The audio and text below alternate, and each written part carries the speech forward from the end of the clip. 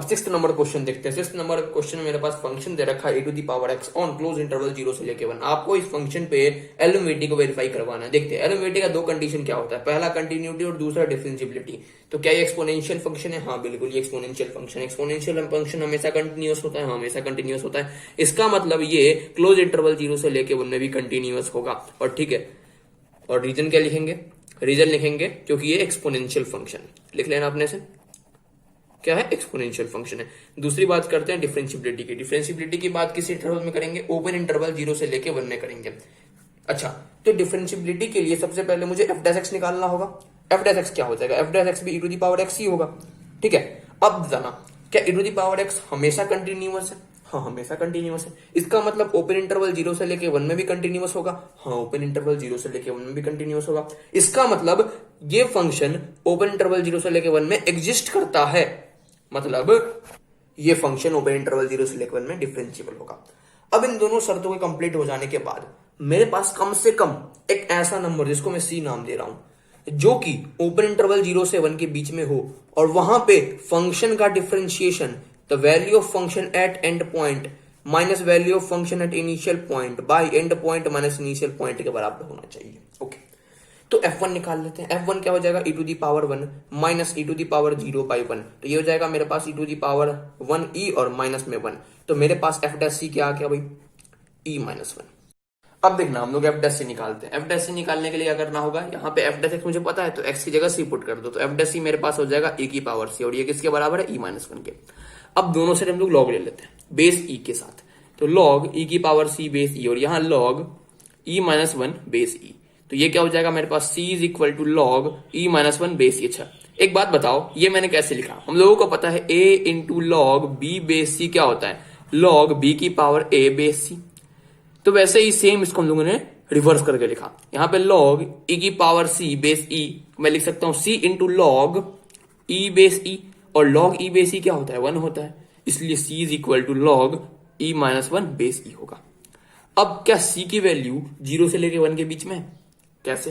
देखो, अगर हम मेरे पास log a base b is equal to c है तो इसको हम लोग लिख सकते हैं a is equal to b की पावर c। मानते हो इस बात को?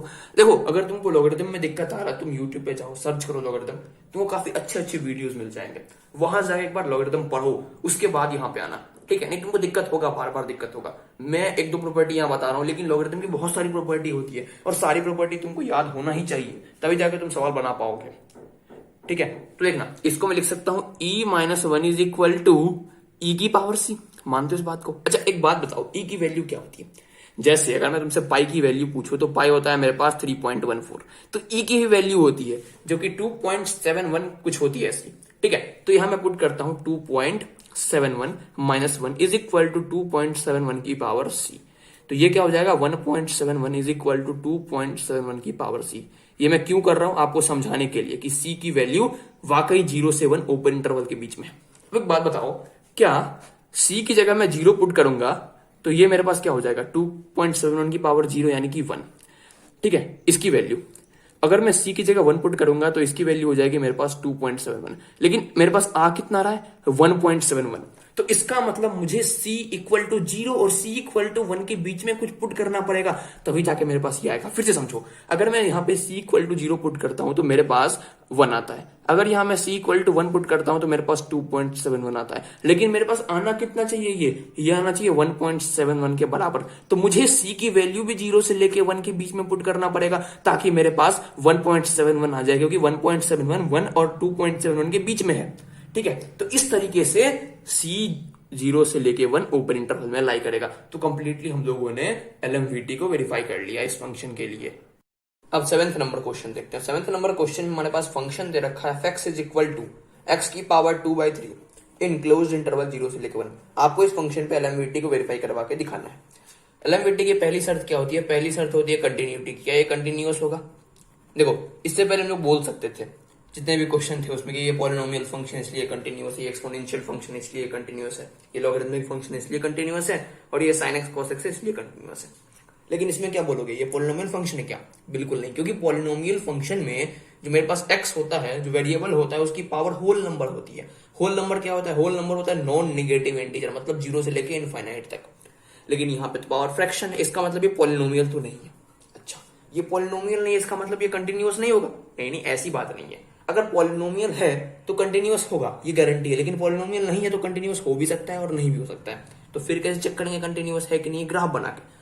लेकिन सर इसका ग्राफ तो काफी टफ हो जाएगा, y is equal to x की पावर 2/3 की। हाँ टफ तो हो जाएगा, तो बनाएंगे कैसे? देखो हम लोग वैल्यूज पुट करके देखेंगे। वैल्यूज पुट करके देखेंगे मतलब देखो मेरे पास ये एक प्लेन है। क्या एक बात बताओ, 0 से लेके 1 के बीच में x जब 0 से लेके 1 के बीच में हो तो क्या ये फंक्शन अनडिफाइंड है क्या? कहीं सोचो, कहीं नहीं अनडिफाइंड है। इसका मतलब 0 से लेके 1 के बीच में ये फंक्शन एग्जिस्ट करेगा। इसका ग्राफ कैसा होगा इससे मुझे मतलब नहीं है, मुझे मतलब तो इस बात से है कि ये 0 से लेके 1 के बीच में एग्जिस्ट करेगा। तो मान लेते हैं ग्राफ कुछ ऐसा होगा, ठीक है, मान रहा हूं मैं। तो क्या 0 से 1 के बीच में एग्जिस्ट कर रहा है? हाँ बिल्कुल, इसका मतलब ये कंटिन्यूअस है। दूसरी बात कर लेते हैं डिफरेंशिएबिलिटी के लिए। तो डिफरेंशिएबिलिटी के लिए हम लोग इसको डिफरेंशिएट करना होगा। तो f डैश x क्या हो जाएगा?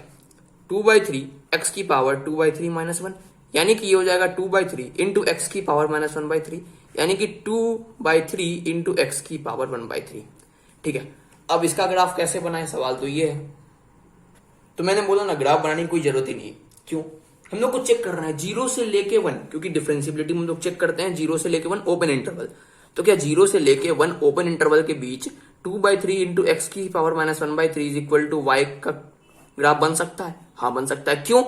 क्योंकि ओपन इंटरवल 0 से लेके 1 के बीच में ऐसी कोई भी x की वैल्यू नहीं है जहां पे ये y अनडिफाइंड हो जाए।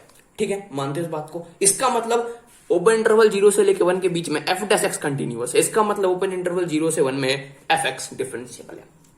ठीक है, तुम इसको वर्ड्स में लिख देना एग्जाम में, ऐसे कोई ग्राफ बनाने की जरूरत नहीं है, क्योंकि ये ग्राफ काफी टफ होता है। ठीक है, 12th स्टैंडर्ड में एज्यूम नहीं किया जाता कि ये ग्राफ आप बनाओ। हाँ, अगर आप IIT JEE की तैयारी कर रहे हो फिर एज्यूम किया जा सकता था। अब देखना, LMVT के सेटिस्फाई होने की तीसरी शर्त क्या है? ओरिजिनली 2 ही शर्त है, लेकिन इन दोनों शर्तें कंप्लीट हो जाने के बाद मेरे पास कम से कम एक ऐसा नंबर आना चाहिए जिसको मैं C नाम दे रहा हूं, वो ओपन इंटरवल 0 से लेके 1 के बीच में हो, और जहां पे फंक्शन की differentiation the value of function at end point minus value of function at initial point by and point minus initial point. अब देखना, यहां तक आने के बाद हम लोग f डैश से निकालते हैं। f डैश से कैसे निकालेंगे? देखो f डैश x ये है, तो f डैश से निकालने के लिए x की जगह c पुट करते हो, तो यहाँ क्या हो जाएगा मेरे पास 2/3 इंटू c की पावर -1/3। अच्छा, f ऑफ 1 क्या हो जाएगा? 1 की पावर 2/3 यानी कि 1, माइनस f ऑफ 0 हो जाएगा 0 की पावर 2/3 यानी कि 0, नीचे 1 - 0 यानी कि ये हो जाएगा 1। तो इसका मतलब 2/3 क्या हो जाएगा मेरे पास? c की पावर 1/3 के बराबर। अगर दोनों साइड हम लोग क्यूब कर दें, ठीक है, तो यहाँ क्या हो जाएगा मेरे पास? c इज इक्वल टू 2 का क्यूब बाई 3 का क्यूब। 2 का क्यूब होता है 8 और 3 का क्यूब होता है 9 into 3 यानी 27। एक बात बताओ, क्या 8/27 0 से लेके 1 के बीच में है? हाँ बिल्कुल है। इसका मतलब मेरे पास कम से कम एक ऐसा नंबर C जो कि 8/27 वो भी आ गया, जो कि 0 से लेके 1 के बीच में। तो कंप्लीटली हम लोगों ने LMVT को वेरीफाई कर लिया इस फंक्शन के लिए।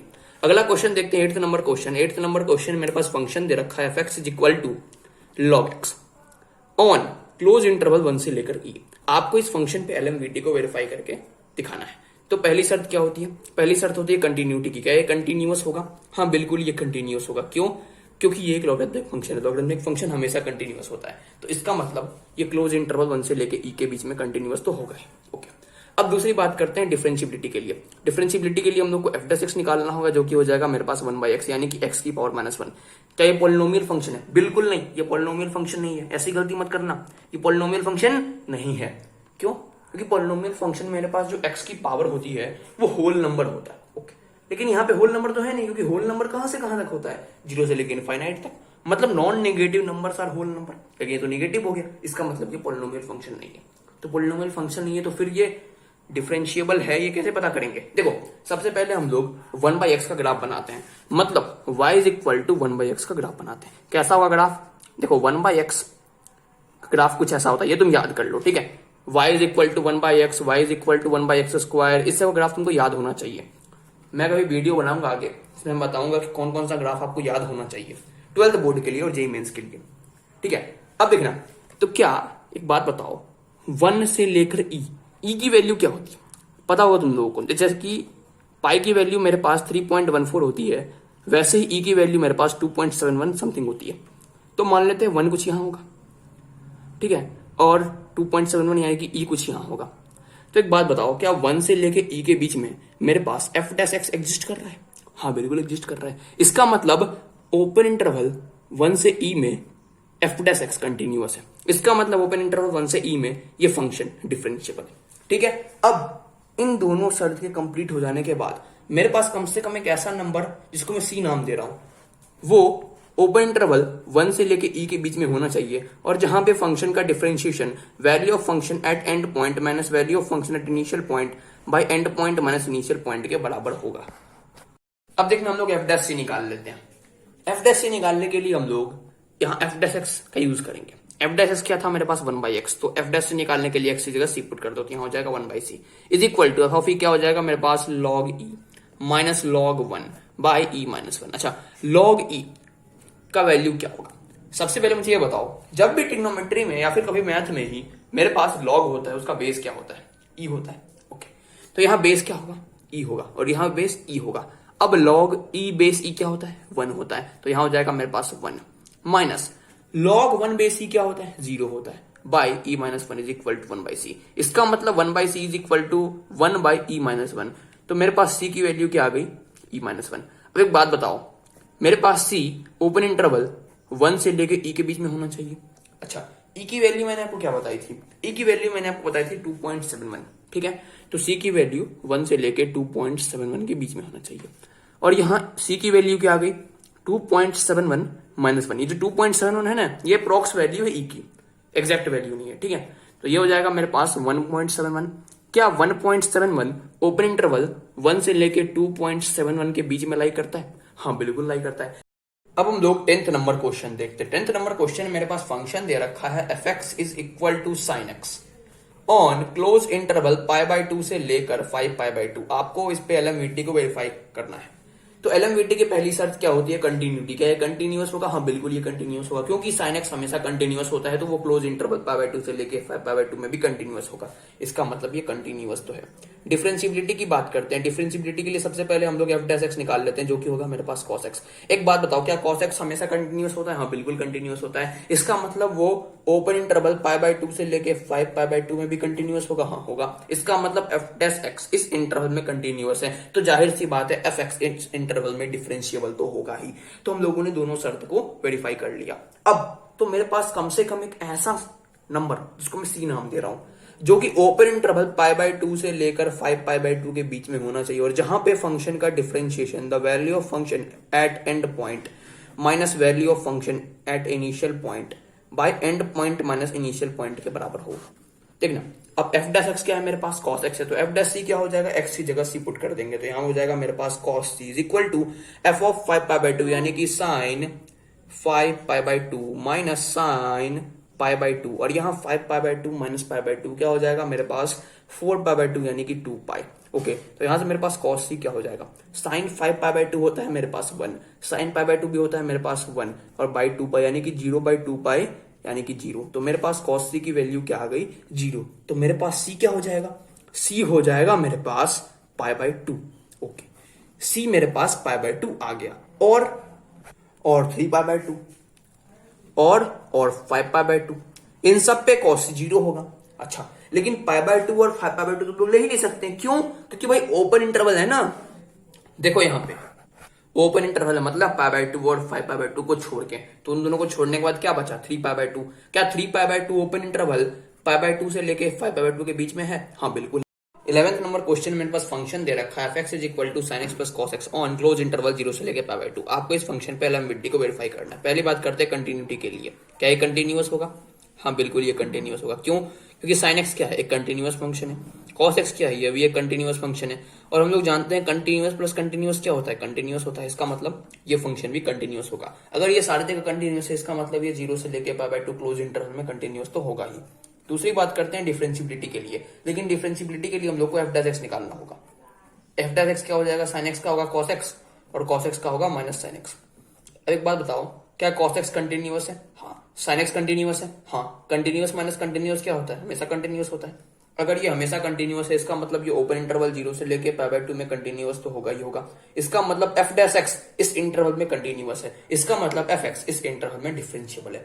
अगर ये दोनों कंडीशन सेटिस्फाई हो जाती है, तो मेरे पास कम से कम एक ऐसा नंबर जिसको मैं सी नाम दे रहा हूं वो होना चाहिए, जो कि ओपन इंटरवल 0 से लेके π/2 के बीच में हो, और जहां पर the value of differentiation of function is equal to the value of function at end point minus value of function at initial point by end point minus initial point, ये होना चाहिए। अगर एफ डैश एक्स मेरे पास ये है तो F dash C क्या हो जाएगा, एक्स की जगह सी पुट करते हो तो यहां हो जाएगा मेरे पास cos c minus sine c is equal to f of pi by two, यानी कि sine pi by two plus cos pi by two minus sine zero plus cos zero, और यहां क्या हो जाएगा मेरे पास नीचे में पाई बाय टू। अब देखना साइन पाई बाय टू क्या होता है मेरे पास 1 plus cos pi by to 0, और यहाँ माइनस साइन 0 होता है मेरे पास 0 और कॉस 0 होता है मेरे पास 1, और नीचे मेरे पास हो जाएगा क्या पाई बाय टू। ठीक है, मानते हो इस बात को। अच्छा ऊपर क्या हो जाएगा मेरे पास 1 माइनस 1 और नीचे पाई बाय टू, यानी कि ये मेरे पास हो जाएगा 0 पे पाई बाय टू यानी कि 0। तो यहां से मेरे पास कॉस सी, ठीक है, माइनस साइन सी क्या आ गया 0 आ गया। इसका मतलब cos c is equal to sine c आ गया। इसका मतलब टेन सी 1 आ गया। अगर टेन सी 1 है तो मेरे पास सी की वैल्यू क्या आ जाएगी पाई बाय 4।